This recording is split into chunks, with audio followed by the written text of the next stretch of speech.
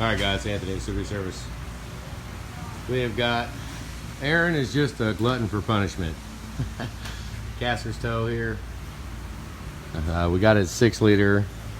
Did it, I don't know, a while back, but came in, had broken exhaust manifold bolts. Right, so, you know, snowball effect is in process right now. It's snowball just rolls. I mean, sometimes it's a pain in the butt to actually look at stuff, to inspect stuff, to pay attention to stuff, to take things apart and look at it and decide what we need to do. First off, his number 8 cylinder. Now I've already granted got it tore apart, but let me turn the flash on, see if you can see this ridge here. There is a fat ridge. You can kind of see the glossiness right there on the tip. It ain't focusing, but let me see if I can do that. Right there is a pretty fat freaking ridge. When I measured it, I went ahead and got the bore gauge out, and what I saw was 10 thousandths out. Boy, well, I need to get this in the Honer real fast to make sure that this block will cut to 20. Yeah, 'cause that's a pretty good freaking ridge right there. So, well, that's not even where it started. Started off exhaust manifolds, getting them out. And, you know, some of them 6-4 bolts, I mean, honestly, you could cuss and scream and fight and yell and kick and be pissed off at them. Or just take the cab up. Worst case, lift the engine up. We wound up getting them all out. We got the cab off. We wanted to finish, get all the coolers and stuff out of the way, get all that done. So we wound up getting them all apart. All right, so we got them all out. Engine was still in, everything was good. All right, so then we decided, well, let's go. Focus. Then we was like, well, you know, he's in here all the time. He sees some of the stuff we take apart. It's like, well, let's go ahead and yank the valve covers and check out the rockers. Yeah, that's a freaking bad deal. Yeah, they're all laying in here because, honestly, they're all trash. Come on, focus. There is not a good one in the bunch. See if I can get it to focus. I mean, there's not a good one in the entire, all of them. All of them are bad. I know it ain't even focusing on it. There, you can kind of see it there.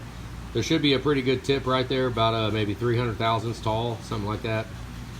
No, it's less than that. It's probably 120 thousandths, 150 thousandths tall, little tip on the end of the rocker. That's what touches the valve bridge, and every single one of them are gone. So this thing was before he got it at 140,000. It was running straight emissions the whole time, and you could tell it had massive extended oil change intervals. There was sludge and slime crap everywhere. So yeah, that freaking sucks. All right, so the rockers are bad. So okay, there you go. Well, the rocker's been bouncing. There is, I mean, they're not all the way, it's almost outside of the tolerance of what the lifter can take up, the hydraulic lifter. So he's like, you know, he just, I gave him about 6 instances where I said, hey, you want to button it up? You want to stop looking? You want to stop looking? Let's stop. Let's just put it together. You want to put it together? You want to do it? Well, he wants it right, you know. So then let's take the heads off. Might as well stud it. Let's make sure the lifters are all good, because like Matt's truck that we just finished, his lifters, you know, didn't even know we had an issue. So we were this close. Yank the heads off. All right, there you go. Pull the heads off. All the lifters were good. Camshaft was good. We had no failures on lifters.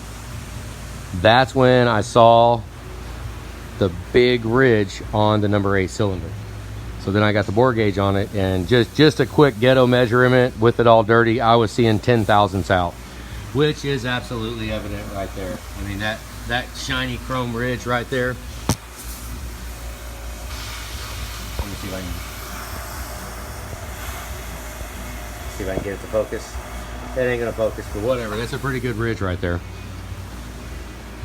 All right, so that's like, well, that's, I mean, let's go for it. That's it. So now, extended oil change. Now, I do not believe that this, look at this, we got a chunk taken out of. Let me see if I can get it somewhere where you can focus on it. There's a chunk out of the bearing. What that looks like to me was there was dirt behind the bearing, causing a whole bunch of heat right there. There's 2 bearings that were like that. The crankshaft actually was good. Well, the crankshaft is actually on its way right now to get checked. Find out. I don't have a crank grinder here, so I just take it up. They go ahead and Magnaflux it and check the journals. Make sure there's not run out. Which this is not a big, like a, what do you want to say? I mean, it's not a big hot running truck. I mean, it's a tow truck. It pulls campers. This is his transport truck. So what that looks like is there was something behind the bearing, got real hot, and it just took a piece of the bearing out because it just got overheated. Plus, there was no freaking oil. I mean, the oil was, I mean, we have got rings. This one had a lot of blow by. It was the big justification too with why we went this far is it was using about a quart of oil every 1,000 miles. And that's where it was now. So you know it won't get any better. It was going to continuously get worse. Quart of oil every 1,000 miles. Well, a whole bunch of the intermediate rings are stuck in the ring land. It's massive, I mean, just nasty freaking crap. Damn it, this isn't focusing very good, but you can see the gap right there. There's the end gap. A lot of them are just stuck. The intermediate rings are stuck in the ring lands. All the other ones were fine. That one broke, but I broke that getting it out. It wasn't broke when it was running, but it wasn't doing anything. That intermediate ring was just stuck. So we're putting some X-Force 7 pistons in it, gonna ceramic coat them, balance rotating assembly, fresh set of rods. Basically the same thing John's getting, Tent Guy's getting. I'm still waiting on Tent Guy's crank to get here. Hopefully Aaron's crank checks out good. We'll see in a minute, but that's basically where we're at right now. His heads are taking off right now. They're back there. Tanner's so far behind that he's got heads stacked up. What's he doing right here? He's on the freaking phone, isn't he? He's on the phone.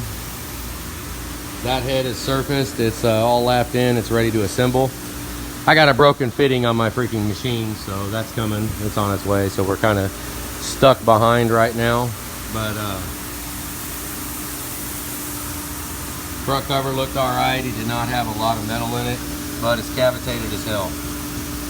So front cover is freaking bad. It's just a big old storm of crap. We have not even started on Aaron's heads yet. I haven't checked them for cracks. Generally, they're just about clean right now. So we'll get them all cleaned up, get them ready to machine, and then we'll see how cracked they are. But we got a whole mess of crap going on here. Darian's doing a wipe bite, so I got it bare blocked. Here's a little thing, guys. If you're gonna do this, it's a good idea to go ahead and clean your oil galley plugs and clean all of the sealant, the shellac or Loctite, whatever they use from the factory. Go ahead and just scrape it, wire brush it, clean these before you even take the engine to be cleaned. That way, because there's a lot of crap inside of there, and I mean, it's just clean it all out, make it good. I used to tap those, but you know what? Honestly, I saw no benefit to the added time, because if you clean these bores out, I use Indian head shellac on it, put them in.